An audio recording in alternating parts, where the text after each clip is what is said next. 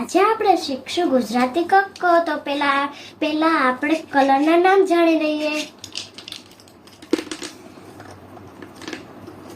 Pink colour, black colour, purple colour, brown colour, orange colour.